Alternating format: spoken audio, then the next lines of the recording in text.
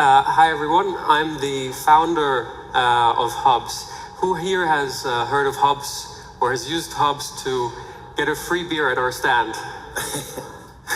So a couple of people. Well, what we do is we enable Telegram group owners to create exclusive environments through a simple wallet connection, specifically on the TON blockchain. And we have features such as token gating, so people can only enter a specific group if they hold a certain token, or we have subscriptions where people need to pay in order to get into a Telegram group.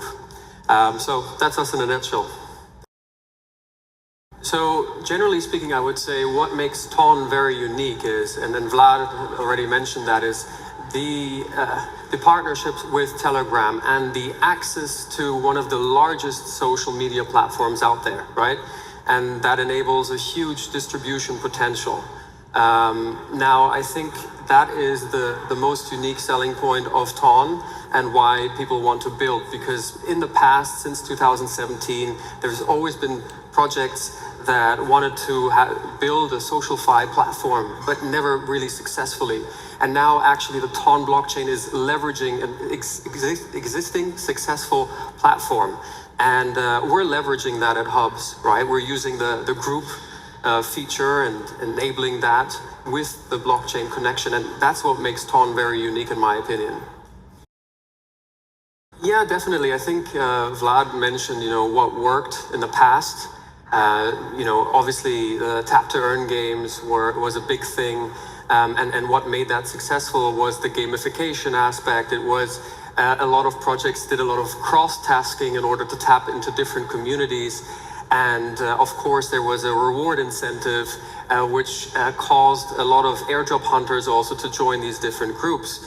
Now, in that moment, it was quite successful and there was a lot of hype around that. But in the long run, it's not very sustainable, right? Because the model didn't work in the long run. Now, if I would recommend someone moving forward to actually build on TON, I would look into different kind of applications.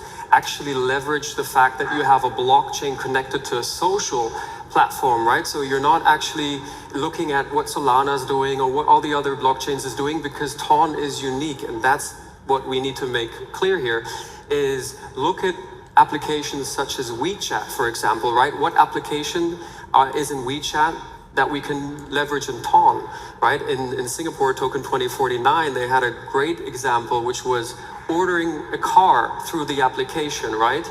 Now you're making the payment on the blockchain and you're leveraging the actual social network to order the taxi.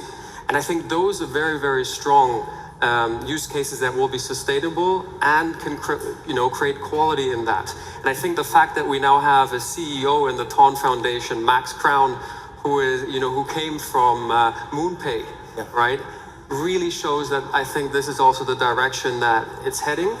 And of course you have all these different short-term narratives, but I can tell you it's a big headache if you try to jump and find the next narrative rather than building something sustainable. And that's kind of what we're trying to do as well. Amazing. Well, I'm leaning into Maddie's answer also. I think that there can be more to support the project. Generally speaking, I'm seeing a change, but if you come from the outside and you're not within, it's difficult to get that network.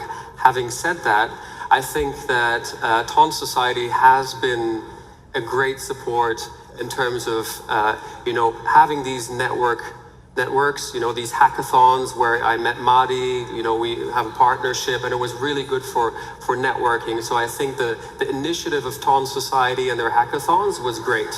Obviously you have to be in person. From the foundation side, they're kind of linked, connected.